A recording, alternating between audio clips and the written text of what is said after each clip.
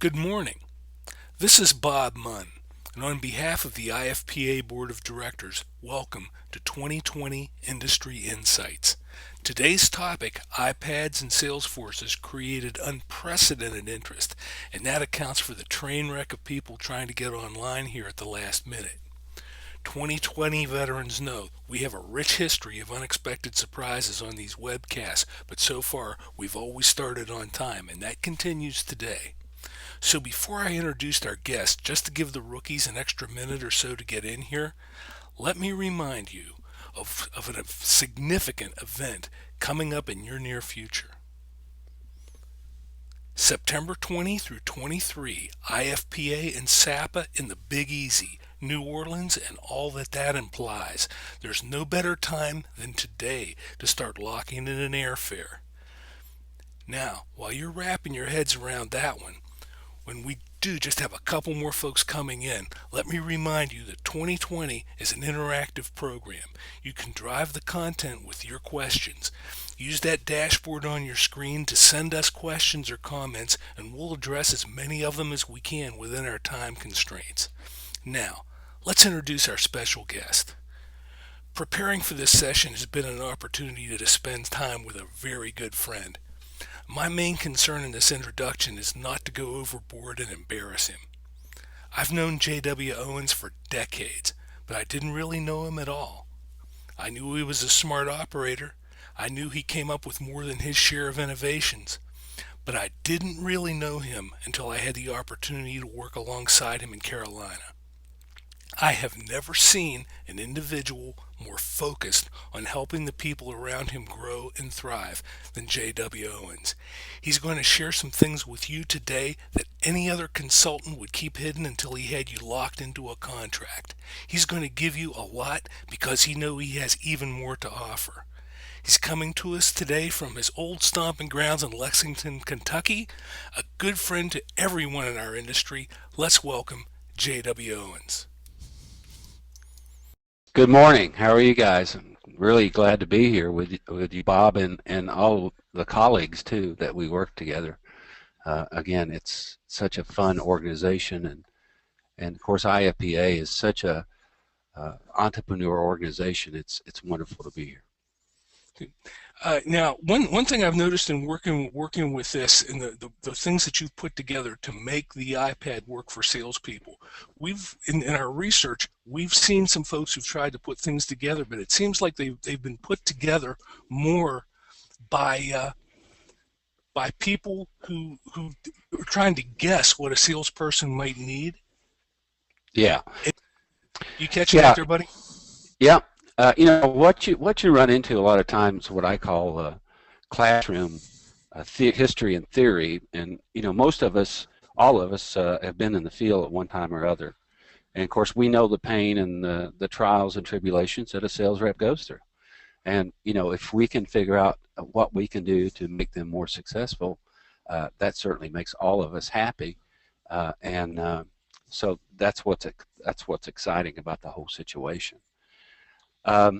Should we go ahead and proceed, Bob?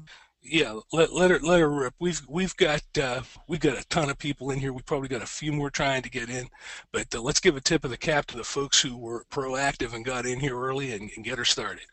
Great. Yeah, the attendee list is really high, probably the highest I've seen it. Again, welcome. Yeah, there you go. So welcome to sales teams with iPads or tablets. It doesn't necessarily have to be an iPad. But it has to be something that is able to carry on programs and work in the cloud and things of that nature. And again, I'm very happy to be here and share this information with you. You're going to get a lot of information from me on applications and all that too. But the question is, if you've ever been on a sales call and had to return to the office because you needed a copy of a past ad, you forgot to take the invoice off your desk to take to the customer, a form, a piece of artwork that they needed, whatever the case may be. Also, if you had to do a call back to pick up a check, and then you go out in the field and you find out that you don't have a camera with you, and so all of this time takes away from what you should be doing, and that's FaceTime with the customer and building more business. And any I always looked at myself as a person that needed to supply the tools to the salespeople to make them successful. And that's sort of how I categorize myself. Now, this is in the tall fashion because the reason that it is that this was a training program that we put together, and I used bits and pieces of it, so I didn't reformat it for that reason. I wanted it to be on 8.5 by 11 standard size paper instead of the width paper, and that's the reason it's in this height. But again, this is about the iPad, or it could be about a tablet as well. Here's what we know. The cost and service is one of the things that most people say, well, gee, I just can't afford an iPad, Well, when the iPad 2 was new, you could buy them for $4.99. Now, since the newest iPad came out, that price is really down, probably $2.99 at this point on an iPad 2. You don't really need the newest iPad. The main difference in that iPad is the optics on the screen, and that's unimportant for what we're doing. And again, when you're showing a proof of an ad, it looks great. Also, the monthly service, you can get it for, I know, for $25 a month, maybe even less, which equates out to be $6.25 a week. Or you can go to any place that has Wi-Fi and, of course, hook up to the Wi-Fi automatically too. But for $6.25, I'm going to save a whole lot of gas just alone from some of the things that we're going to be talking about, and that's the way to sort of look at it. Anymore, hell, a pack of cigarettes is $5.50, and here's you get an iPad for use for $6.25. Most of these programs and applications are free. There might be 2 or 3 that you would have to purchase. Those purchase prices will vary from $1.99 to $20. So again, the cost of those applications is extremely low. So just like they do on the commercial with the credit card, this cost to saving time in the field is priceless. Gives your rep more time to spend more face time with the customer. So first thing that we did is we put all the applications that we needed, and this is just a screenshot of one of the units, but we put all of the applications on the first page so the reps could get to them easily. And they can get to their emails, they can get to the online, they can get to their web pages, they can get to everything they need quickly. The reason we set them up all the same, because if they have an issue or a question, their iPad will be configured the same way as everyone else's, and we can walk them through any problems that they would have. In addition to that, again, some of these programs are also put into folders, as many of you are aware. And of course, in this particular case was the Money Saver, and had their website, their mobile site, their Facebook page, their Twitter, and even their YouTube channel that they had all together. In addition to that, we also had a folder for all of the websites that we're building now, examples of all of those that we've built, as well as what was used for promotion as well. So again, they have access immediately in the field to show their customers what they're doing. In addition to that, all of the marketing materials, all of the rate cards, all of the everything that you would need is on the iPad as well. So if they want to do a presentation, a flip book type presentation, they can do that from their iPad as well. I was talking to a rep the other day, and he said, the customer asked me, he said, hey, I want to run the ad that ran last October. And he says, okay, well, I'll go back and take a look at it. He said, no, I don't need to go back. I got it right here on my iPad. He brought the ad up from last October, says, is this the ad? The customer said, yes, I'd like to make one change on it. Okay, no problem. And he got the change made. He did not have to go back to the office. He did not have to get a hard copy of it. He did not have to go back and take it back and get the changes made. He did it right then on the spot. And again, I'll show you some other saving down the road. So when we made this training video or training PowerPoint, one of the things that we did was we had all the reps come to the meeting with their iPad. Now, we analyzed the reps. We knew who was going to be struggling. We knew who wouldn't be struggling. Some shot out of the chute really quick, and some of them we knew that we were going to have to work with them one-on-one. those ones that we worked one-on-one with feel today that they are an expert in this thing. I mean, they just took to it like crazy. The only problem you have with this program, if you tried to take the iPad away from them, you would probably get taken in the back room, tied up with duct tape, and they would leave you there until they got the iPad back. I mean, that's how strong that they love it. But anyway, we asked them to give us some help with insertion orders. Now, insertion orders, one of the things that many of us say, well, I got to get this back to the office. I got to get this information back so the art department can start working on it, so I get into accounting, whatever the case may be. Not the case anymore, because in this case, we introduced the iPad form on the iPad for them for their insertion orders and every single form that they use. And I'll show you down the road just a few examples of those forms that we're using on the iPad. This is the Money Saver in Stuart, Florida. This was their insertion order prior to doing the iPad. We did add a few things to it. We added the industry because we want the SIC codes there, because down the road, if we're going to do a home improvement special, we can actually send out an email to them and ask them if do they want a spot saved in the home improvement or whatever special section you're working on. We also made a section there for their cell phone and also for the email. And so these were added to the original insertion order in-house. We wanted all the forms to look the same way with every rep. We didn't want to have two different kinds of insertion orders, one for the iPad, one in hard copy, so on and so forth. So everything blended together. So again, it was not something that the reps would say, oh my gosh, I'm not sure if we can, oh, this form's different, so on and so forth. So anyway, everything is the same. Some of the issues that I talked to on the handwritten ones, I'll show you in a minute too how that works. The first thing you have to do when you're using an iPad and you're using a form, you got to have some sort of edible PDF in the field, so that way you can make your forms, and all they do is click on the gray squares and start typing. Now, in this particular example, we use Dropbox as the cloud that we use. I'll share some other cloud platforms with you as well. Dropbox is pretty simple and very easy. The art department loads up to that Dropbox all of their ads. Everything is by issued volume date, so if they want to go back and look at a particular ad, they have a couple years on their iPads right now at this point that they can go back and refer to, and as well as, again, all of the marketing and ad material as well. So you open up the PDF that you want to fill in simply by clicking on it. Here's an example. This is the insertion order here. This was the first one that we did before we made the changes, but anything in gray means that you can fill it in. So you would type in the company's name, the person, so on and so forth, and go down. The only other thing that we did is we added to the volume number, so if they're going to go 8 times, it would automatically fill in the volume dates for those 8 times for them. They did not have to pull out a calendar and look up dates and all that other stuff. And if you notice at the top right-hand corner there, you'll see all of the instruments that you need to do this form and fill it out.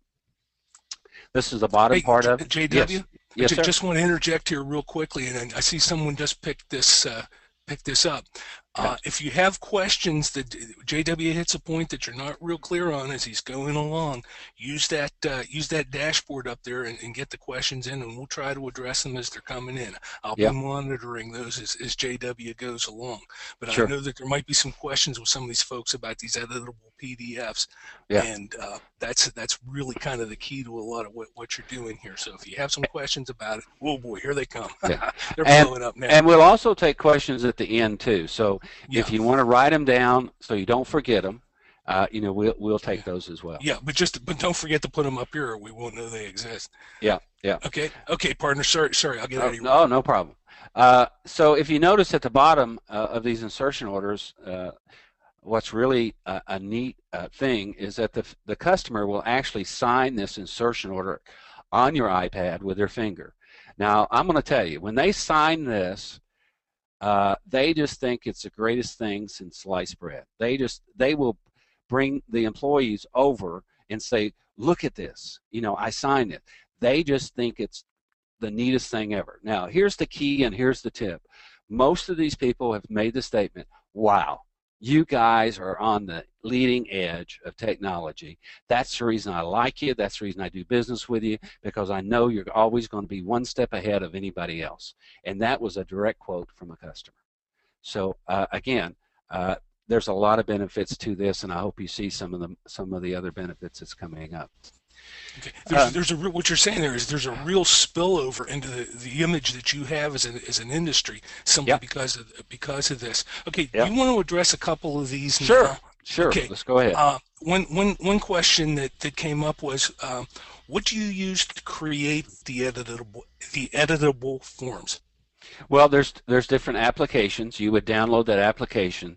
Those applications are will cost you around 14 between $14 and $19.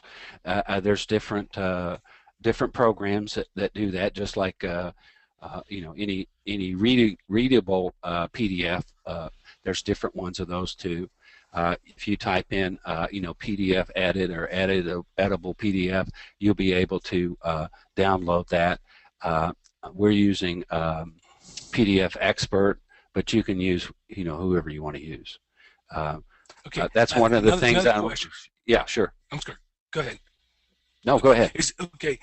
Is there a way? I think I know what she's asking here, but is there a way to make the PDF have those fill-in boxes? Yes. Yeah, that's what it And does. Yeah, that's absolutely so if you want to if you want to check off a box, that's what the editable PDF does, right? correct. If you're just editing a PDF. Everywhere where it's shaded here is you can type in those areas. So Mm-hmm. that's the part that you can change. Now, Okay. the other thing I want to add to this is that when you get done with this, you're going to flatten it. And flatten it after they sign it, and you flatten it means that there can't be any changes made. Because what you're going to do afterwards, if you're going to email this copy, in this case it says to Sherry, who's actually in the accounting department there, but you're going to email this to accounting department, to the art department, and your customer, and you can even send yourself a copy of it, so that way when you get back, you'll have that insertion order with you. So if somebody says, hey, how many more ads do I have left on that agreement that I have, you can bring it up right there in front of them as well. So that's not a problem. Okay, here's a question. I think you answered this, but just to make sure that we reemphasize it, what program do you use to make editable PDFs? Yeah, that was the one that we just answered. Yeah. Okay. All right. Okay. That's yeah. it. And okay, there's one other one. Mike, your question, that's going to be a little bit involved. JW will hook you up offline. We can do that. Okay, let's move on. We've got some more questions going here, but I don't want to derail JW too much. Some of the other forms, I just wanted to share with you some of the other forms that we're using, and we have more than that, but I just want to show you is that, we do QR codes for customers if they want QR codes in their ads. They do a request that they want a QR code. They tell us where they want the link to go to. When this is done, it's emailed to, again, the person that handles that, and they build a QR code. It's turned over to the art department, and they insert it inside of their ad. So again, this is something they don't have to send back. They're not going to miss a deadline, the rep is, because they're sending it from the field. Ad submission forms. This, of course, goes to the art department. As I said before, one of the things here is that if we want to do a spec ad, we can do a spec ad. If we want to do information, we did fill in some disclaimer information briefly. So all they had to do was check those boxes. Again, everything on here would be in gray. That you can make changes to. And of course the volume date, the rep, client, and this goes actually to the art department. And again, all of these email addresses is loaded up on their iPad, so they don't have to type any of them out. And also we encourage them to add their customers' email addresses, so if they need to send anything to them from the field, then they can certainly do that as well. And you enhance the workflow back in the office because people have this at the beginning, the middle, and the end of the day rather than everything coming in after 4 o'clock. Yeah, most of us have our reps start in the office in the morning, which is no problem, but you don't want to spend 2 hours every morning in the office doing paperwork. Again, we go back to the years where we used to do our work at the kitchen table at night after the kids went to bed, and we filled out all the paper so we could go in the morning, turn in our paper, and leave and be out in the field. Well, this allows you to do that. I want to point out one thing on this ad submission form is that it says pick up from volume. It's about a quarter of the way down there where it says new client, pick up with change, pick up volume. They put the volume number in there, and then they write the changes that are in there as well if it's an ad that ran before, like the example I told you from the guy in October. So again, I wanted to point that out. Okay, I got one more here for Sure. a second, Sure. because this is people probably want to know this one before they get to the next step. How Sure. do you access the server to get copies of the ads? I have an iPad that I use in the field, but I don't have access to the server. That gets down to this whole cloud thing, right? Yeah, that gets down to the cloud thing, and again, uh, our art department has access to that storage that's in the cloud. Again, we're using Dropbox, but I'll show you a couple other ones that you can use. They just upload it to that box, and then when you're in the field, you access that Dropbox. It's yours. It's only your box. Every sales rep has their own individual box. So when they access that box, they're going to have folders in there. And folders going to be marketing material, media kit, all of the forms, so on and so forth. So ads. So they're going to have access to all of that in that, and we'll get a little bit more into that when we start talking about the cloud. I was going to say, Joe, further on in here, JW gets more into the web-based front-end systems and things that's also part of that, a piece of that puzzle. Yeah, just to let you know too, just for the fun of it, I'm running this GoToMeeting on my iPad, and I'm also running it on an Android tablet as well. So I've got 3 screens that I'm looking at here. So when I'm in the field, if I want to do a GoToMeeting or a WebEx or a webinar, I can do it anywhere that I'm at, and I'm hooked up to Wi-Fi just for the heck of it here. And of course, I see all this on again, a tablet, iPad, and of course my laptop. Okay, kill requests. These are kill requests. If you're out in the field, somebody tells you kill my ad, and you usually have to pick up the phone, call somebody, or email them, or text them, or message them, or whatever the case may be. They fill this out, they send it in, they say what the runs are, so on and so forth, and that's a kill request. We do take checks by phone if they want to go ahead and get the information in the field on the phone. This would go to the accounting department, and they have authorization, and it's signed by them to do a check by phone. Same thing with credit card authorization form. If they want us to go ahead and authorize us to debit their credit card, then we can certainly do that. Again, we only keep the 4 digits, so we know what the card is because we have it into our accounting system. And again, this could be a sticky area for some people because you're supposed to destroy those documents, but again, they're giving us authorization to do that. There's some customers that say, will you please debit my card once a month, and we do that as well, but we always call them before we actually hit the card. We don't do it just automatically. But you're also going to show them a slicker way to deal with that down I'm going to show you a real slick way to do it. Lead tracking, if you're in the field, you pick up a lead, you would fill this out, you would send it to the sales manager. They would look at the territory that it's in, they would notify the rep right away or forward this lead to them. So while they're in the field, they say, well, shoot, that guy's right down the street here. I don't need to make a special trip back to see him. So we do lead tracking that way. Filler and remnant, some publications do this, some don't. That's when they have a page left over, basically, that they'd have to fill in. If they have somebody that wants a remnants page or wants to pick up a second page at a discounted price, they could do that. Flash reports, we always did these. Bob, you're very familiar with these too. We did flash reports. New accounts, potential accounts, skips. The reason we have this in here is this is when you're at home, you're watching TV, you can fill out this flash for the new customers that you have in your upcoming edition. Also potential customers that you're working on. If you have any potential skips or kills or collection issues, and then what the closed volume and stuff would be on that issue.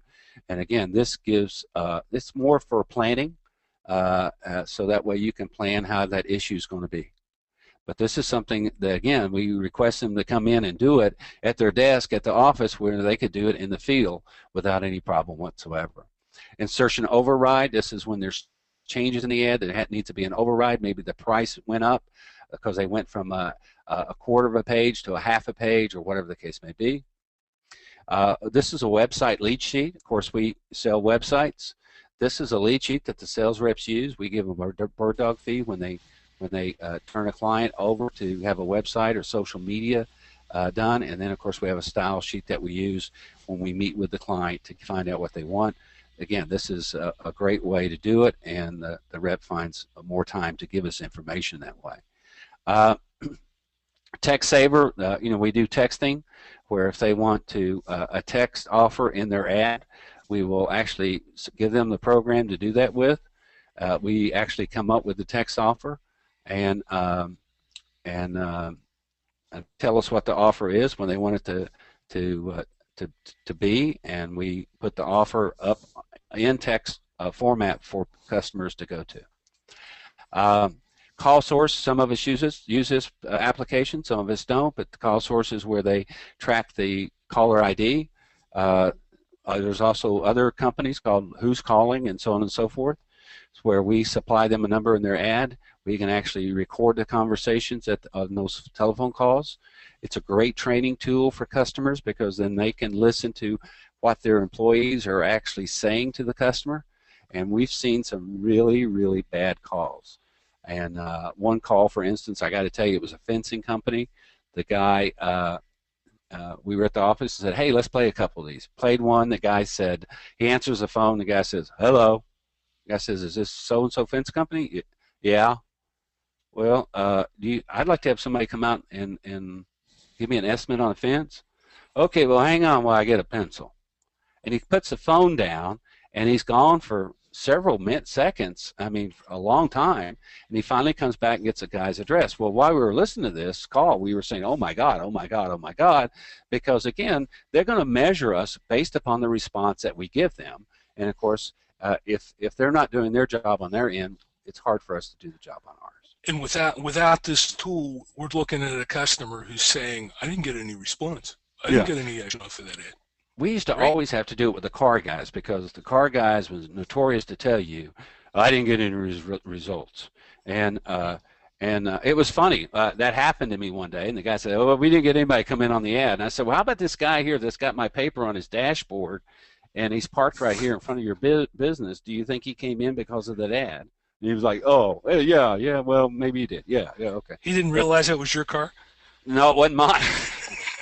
But I noticed it when I was walking in. The guy had one on his dash.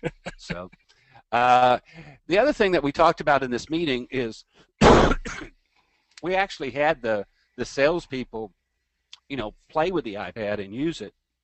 But here is a written copy, and when I saw this, I was really alarmed by it. This was done back in August, and we set up these programs around that time, and that's the reason I pulled the latest insertion order. And one of the things I circled here, this was an old form that didn't have the industry code on it, and it didn't have what we were looking for. And so what I noticed that the contact was Alex. This was very hard to read. This is something that's going to accounting. Accounting's complaining that they can't read the stuff. I tell you what, on these iPads, it's crystal clear. I mean, it is absolutely beautiful. The accounting people just love it. The other thing that I noticed on this was, again, we didn't have the type of business that we added, and we wanted that for email marketing purposes. I noticed that at the top here, we had Alex's name. At the bottom, though, we had another guy, Michael, signed, and I was like, what the hell is this? And then, of course, we didn't have a cell number in the system, and that's so important for the rep to have that these days. And then, of course, we did not have the email address. And then, like I said, we had Alex, whoever his last name was, and we had Michael, and we couldn't even read his last name to even see what it was. So those were the questions that we had in this meeting. And again, this eliminated all that problem. Fax number, check, credit card, and even first payment is due with the insertion order agreement.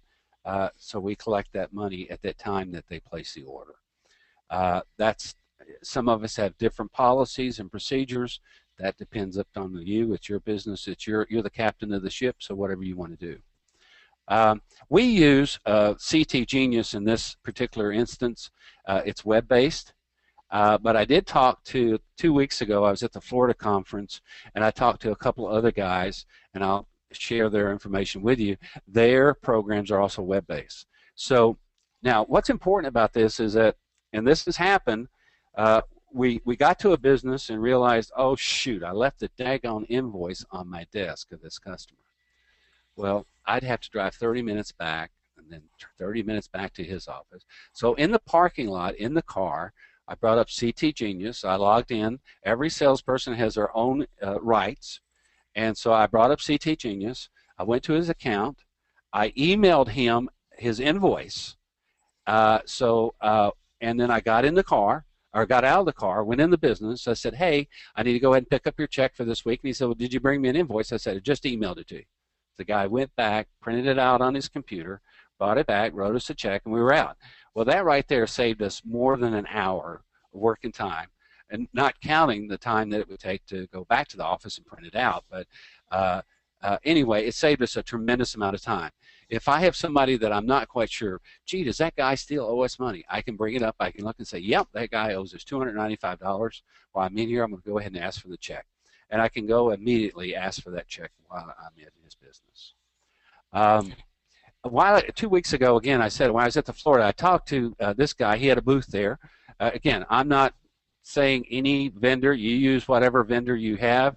The best thing, if whatever system you have, is find out or ask the question if it's web-based. If it's web-based, then you can sign passwords to those salespeople to get to only the parts that you want them to get to. Max Pro, and I think it's like, he has another name, doesn't he, Bob? It's like Little Fish, Big Ocean or something like that. Yes. Nice guy. Nice guy. Yeah, really nice guy. This was an example of his screenshot, again, that you can do that, again, from web-based. And also, I know some of the people in the organization has magazine manager, and, you know, they're web-based too. So, again, you don't need to change anything inside because you're talking about big money to be able to do that. Again, just to clarify for some folks who may be scratching their heads there, in order to get to the invoices and get to the accounting and all that really neat Buck Rogers stuff, you need to have a web-based front-end system. Correct. However, all that you can still utilize all those forms and all those time-saving features that you were into before that. This is Correct. just another stage of it. Okay. Yeah. It's you know, it's just a wonderful tool to be able to know for them to have.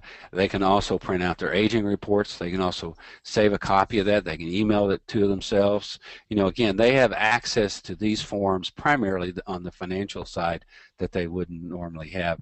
It also tells you when an ad agreement's up, and you know, when an ad is expired and you need to go back. And these are all individual for each rep. So if I'm a rep and Bob, you're a rep, I don't see your stuff, you don't see my stuff. So you know, it's all based upon again who's in charge of that account. One of the other things that we have is Salesforce, and again, this is a customer relationship program. Again, there's many of them out there. In this particular example, that setup that we use Salesforce, and normally there's a video that I would show here, but Salesforce is a great program, and not only does it do that, each individual rep signs in. They have their own basic account that they go to, and what's important about it is that you can put in, we have appointment setters that make appointments for the sales reps, and they have access to each individual salesperson's calendar. So as a result of that, as they're making an appointment, they can see that Dave, this is Dave here, example of Dave, that he has an appointment you know, at different times, and it'll show up on his calendar, so he won't have a problem. Maybe he's got another appointment at that time, or maybe he's gone to the dentist office, or whatever the case may be, or maybe he's off that one particular day. This way they know exactly on his calendar the days that he's available to see somebody. The other thing that we talked about just briefly was call source. Again, they have access, each of the individual reps, to their customers to check the call reports to see how many calls each one of their individual customers or client has done. And again, they access all of this from the field. Now we're going to talk about the storage thing coming up here. The other thing I want to mention, I didn't go in big depths about it, but if you have multi-ad or you have Metro, those are web-based programs. So if I'm at home and I want to pick out a piece of artwork for my customer, or I'm out in the field, I have access, each individual rep has access with a logon and their own password. They can go in, pick up that piece of artwork or that number on that, and send that to the art department and say, please use this artwork 1498857. And they can actually use that piece of artwork, and it saves a lot of time. Again, they're not in the office looking through the computer, looking for a piece of artwork, begging the art department, can you please find me a piece of art that's got this in it or whatever.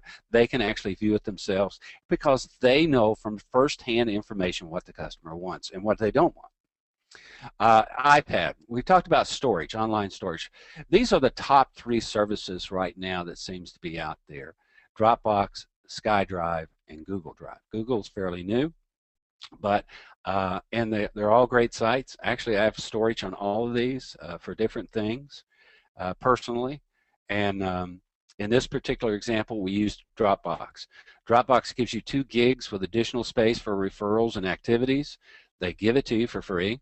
You can buy extra storage if you want to. And again, it tells you a little bit about it. It works on all of the platforms, so you don't have a problem there. And it's really, really very, very simple to use. SkyDrive gives you 7 gigabytes.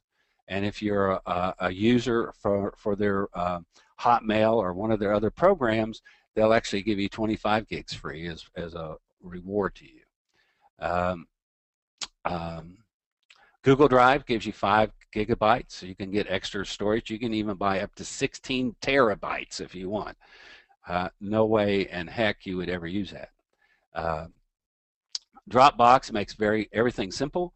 It's like when you're out somewhere and you forgot your wallet. You know, again, your wallet's with you all the time because you have all your forms, whether it be photographs, whether it be artwork, whether it be your forms, whether it be your layout, whether it be connections to different sites that you need. All of this material is in your Dropbox, and it's in folders. Those folders will look, I know this is sort of blurry and hard to see, but you know, again, you're going to see all the different things, and they also give you a PDF that tells you how to get started and everything else. Art department has access to your Dropbox. You have access to your Dropbox, and that's what makes it very, very easy.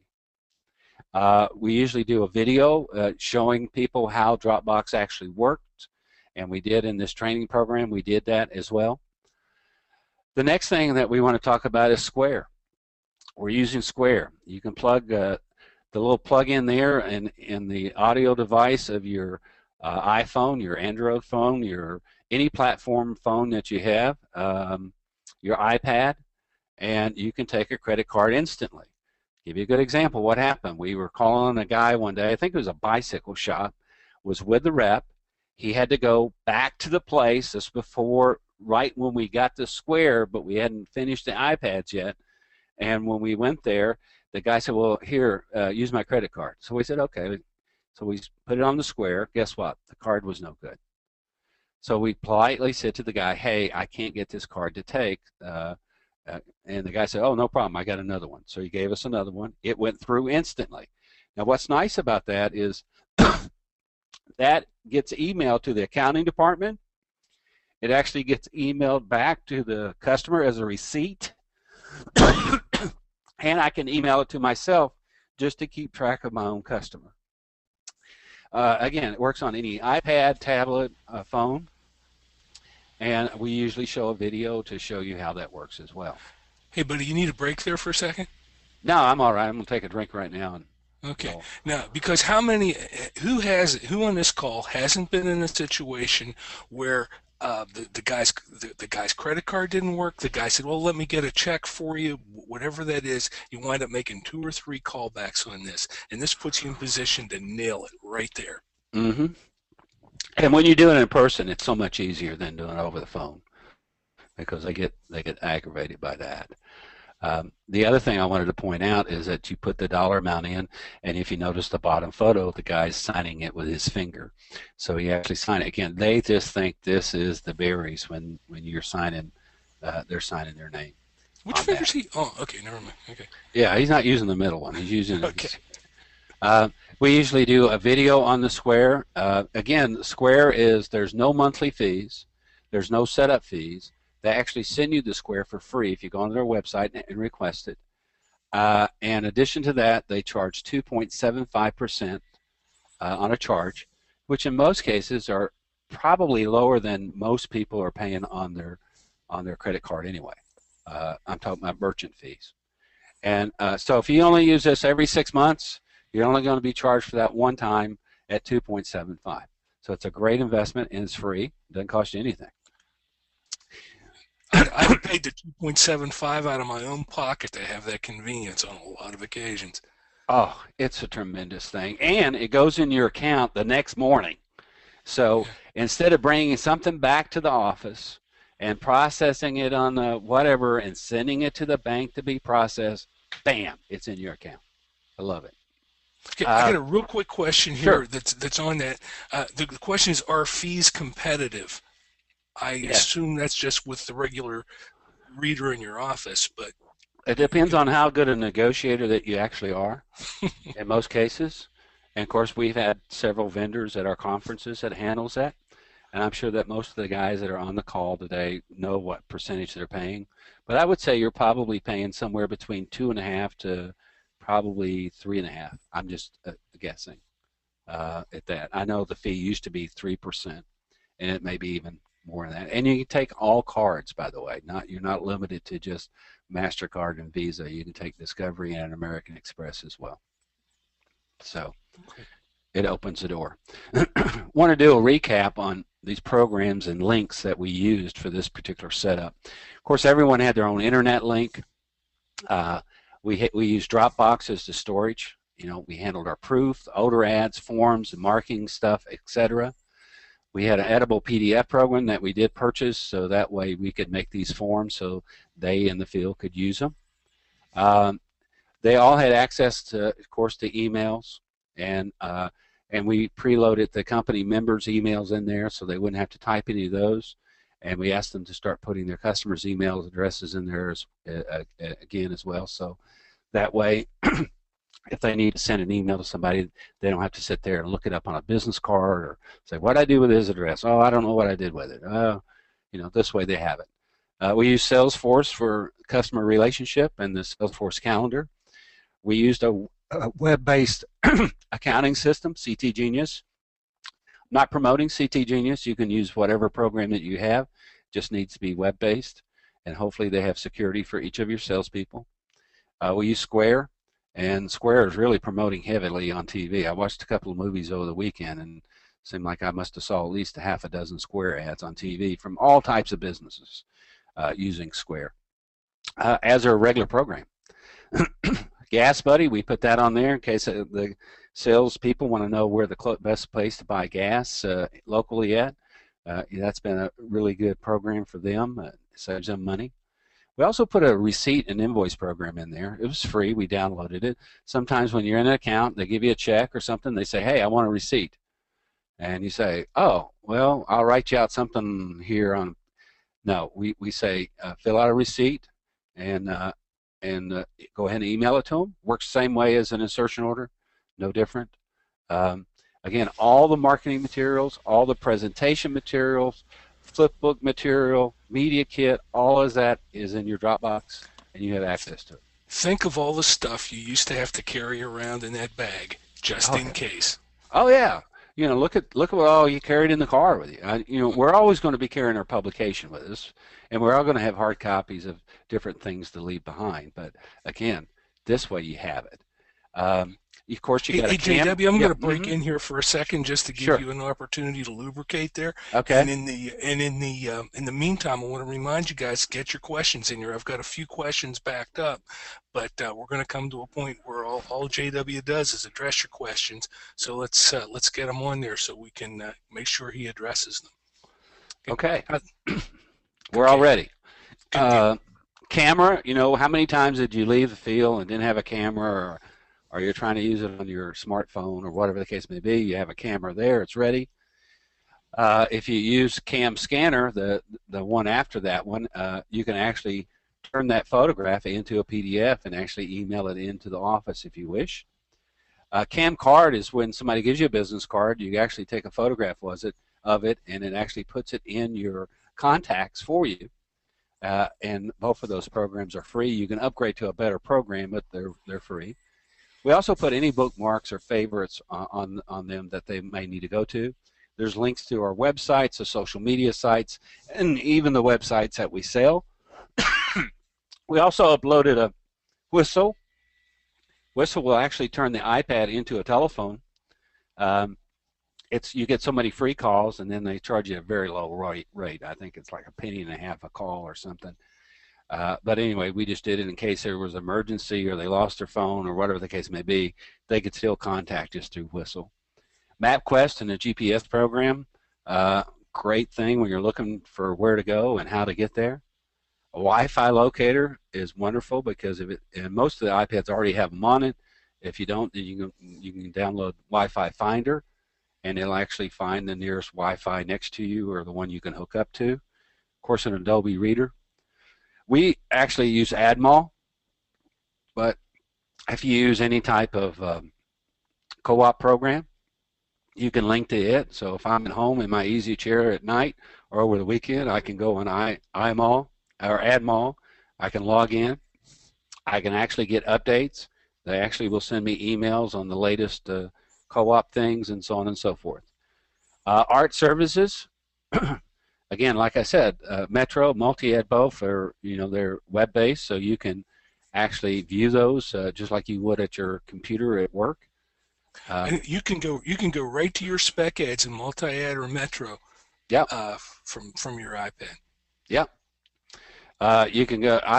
We also put Yellow Pages or Yellow Book on there because, again, if you want to prospect plumbers in a particular zip code, guess what? Put it in, and you got every plumber there. You got their address, their phone number, and in some cases even their website. It'll actually send you a text with directions on how to drive there if you want to have it sent to your phone. So it's a good prospecting tool versus back years ago we had to take the Yellow Pages and haul it around in the car with us, if you recall. A QR reader code for reading QR codes. This comes in handy when you go and call an account. You see QR codes. You can actually scan it and see what they're doing, see what their promotions are, look and see at their website. So it's just a handy device. For some of the managers, this is a good thing. The next one, Find Phone or iPad. You can actually, if somebody loses their phone or their iPad, you can actually find out where it is. It'll locate it on a map for you. Actually, some of this is being used, some of that technology is being used by the UPS drivers and the FedEx drivers and so on and so forth. They know where everybody is every minute.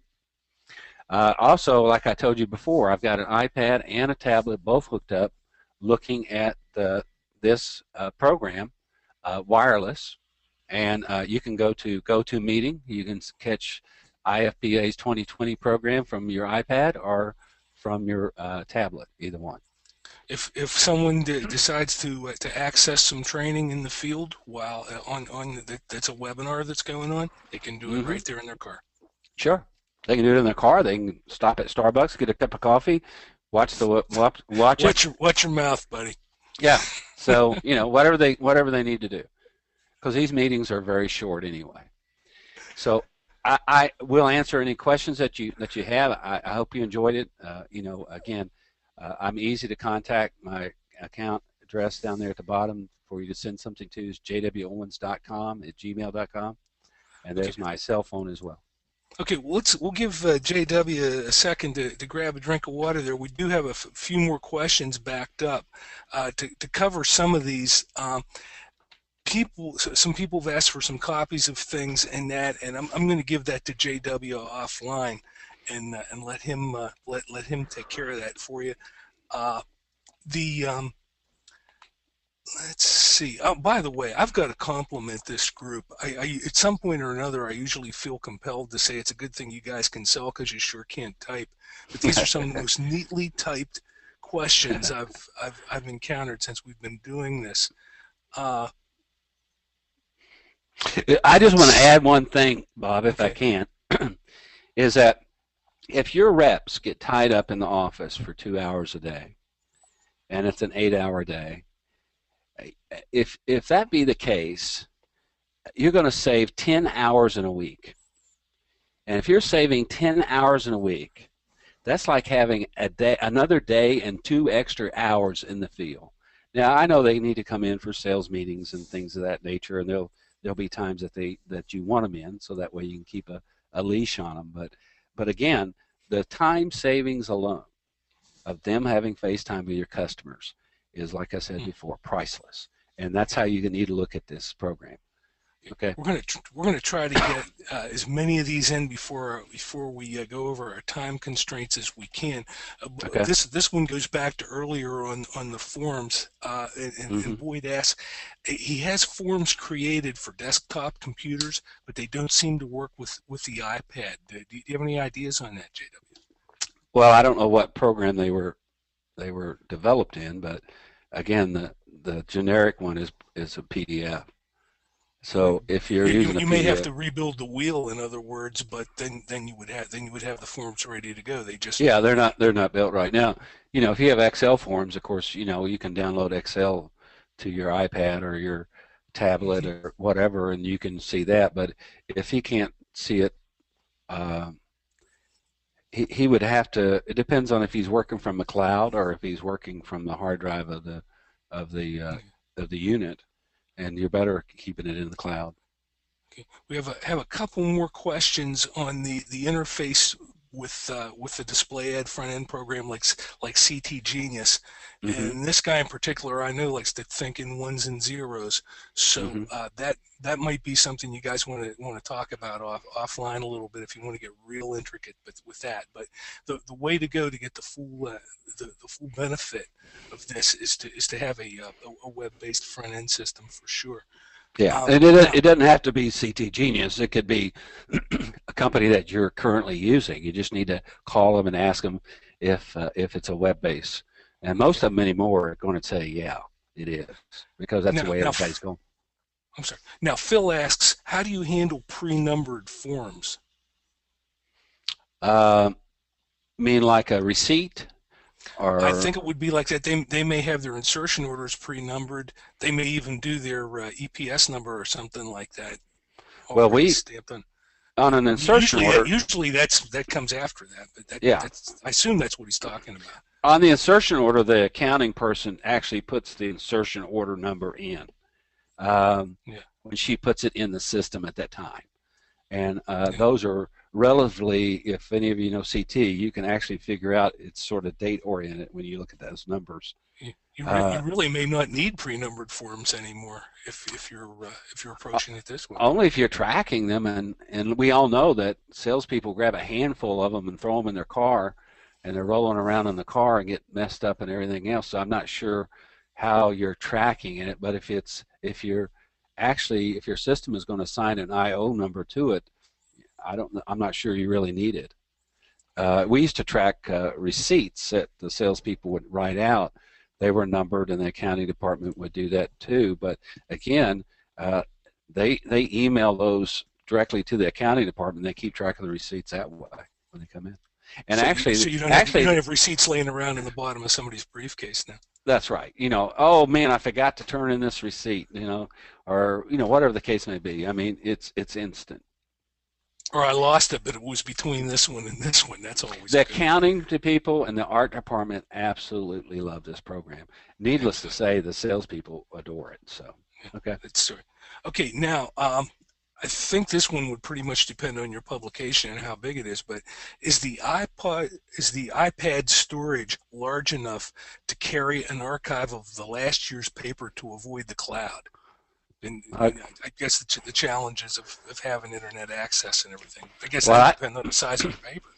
I don't know why you would not want to use the cloud because everything is backed up automatically from your iPad into the cloud. Even any of the applications that you download.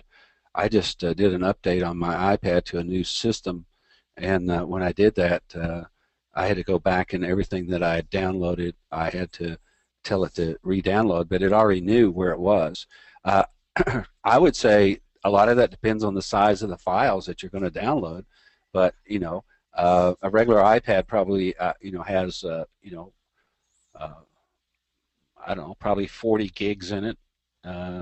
So you're going to use probably a third of that in operating system programs, and then you'll have the balance. But I would keep it in the cloud because if you keep it on the iPad, how is the art department going to how are they going to upload the ad proofs to your iPad in the field? You would have to download it in an email. They'd have to email it to you. Then you'd have to click on the email and then download it to your iPad every time. This way, they don't have to do that. They just go directly to the cloud, and go to the folder, and bam, there it is. They go to There you in go. this case, the volume number 274. They go down to ABC Pizza, click on the folder in ABC Pizza, and there's their ad. Okay, here's one for you. And I know this one came up during that laundry list of apps at the end. How Mm-hmm. did you set up one iTunes account with this many devices? Well, we did it. What you have to do is when you go, like like for example, the iPad I have here has two different iTunes accounts on it. It has a company iTunes account and it has my personal one. So when it does an update to that program, depending on which one it is, it'll ask me for an iPad or for a password for that, and uh, and that's what we do. It's not a problem. Again, we've got two different accounts on this iPad, and if I'm updating a program that was downloaded by the company originally, I have to put in the company password. If it's me, I just put in my personal one because it'll pop Okay. up a screen that says, JW Owens, put in your password. If it comes up that says, the company name, put in your password, then they're requesting the company one. So it's not been a problem. No, guarantee you.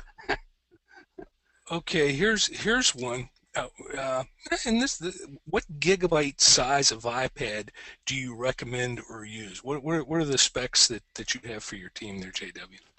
Well, the iPad that we went out and got was the 499 one, which was the least expensive one that was out there. You could upgrade to a 699 one and on up, but the 499 is fine because again, it's not that you're using a lot of space because everything on this thing, other than the applications and your email stuff, is all in the cloud. I mean, that's what's nice about this particular tablet and iPad. And my little tablet here, shoot, I got probably 230 applications on it, and it's running like it runs like a tank, man. It's great, and that it's I believe it's a Samsung tablet, and I like it when I travel because it's a little bit smaller, and it's easier to when you're flying and stuff to use it. But you don't need to buy the most expensive one. If it was a personal one, then maybe so. Hmm. So, and of course, we keep track of all the serial numbers. They're signed out to the rep. They actually sign them out. So, they're company property. They're not individual properties. Got it. And we Got tell it. them at the time they do it that if they lose it or run off with it, then, they owe us $499 plus the aggravation of getting a new one and everything else. So we tell them that right up front. Okay. We've got uh, we've got some neat contributions and interactions from folks here that I want to pass along to you, Sure. JW. Mike's got a particularly good suggestion for that one question there, but I but we're getting up, and I've got some people who are thanking me but leaving because they have to be places. So we're getting up against our time Sure. constraints. JW and I are going to do something tricky here. Oh, you want to take it Okay, back? yeah, this was a disaster yesterday, so bear with us.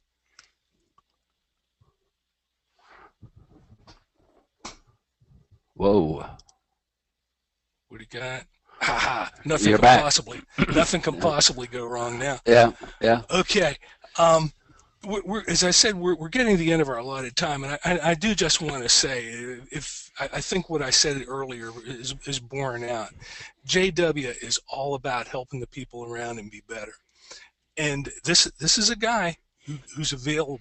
You can talk to him at any time. He's one of the most accessible people in this industry. Always looking forward to your success. He loves to make the people around him successful. Now, we want to address some things that are going to be coming up in the 2020 program in the ensuing months here. And the following preview has been approved for all audiences, so there are no mature situations, no profane language, no nudity. Shucks. You're just going to have to use your imagination. But let's see, in June, our good friend Tim Bingaman is going to be in. We're going to be talking to him about a case study that he's put together on a publication that made the transition from mail delivery to demand distribution, or what some of you call rack and stack. Those of you who dream of disinheriting the post office are going to want to know how that works out. Tim talks to more media buyers in a week than your best national rep does in a month. If you want some insight into how the rest of the world sees your market, I can't think of a better way to do it than to spend 20 minutes with Tim, and he's going to be with us here in June. Now, there's a lot of talk going around about local merchants pulling money out of our traditional media, excuse me, and plowing it into digital products. A huge chunk of that money is going into website development. For those of us who don't have the back office bench strength to service customer needs like that, Justin Jarina has developed SiteSwan to help you recoup those dollars you thought were lost. In the last couple weeks, I've heard some really smart people talking SiteSwan up. If you're uncertain about your next digital move, and I imagine that's about all of us, be here in July and hear Justin lay it out for us. Now, speaking of nailing down digital dollars, any of you who were here in our first 2020 session to hear Mark Helmer and Dan Buendo discuss the agency function of their businesses saw that they were way ahead of the curve. In August, Dan Buendo returns to drill deeper into how his company exploits Facebook to help its customers. It's a lot safer way to make money with Facebook than trying to buy their stock. He'll tell you all about that in August.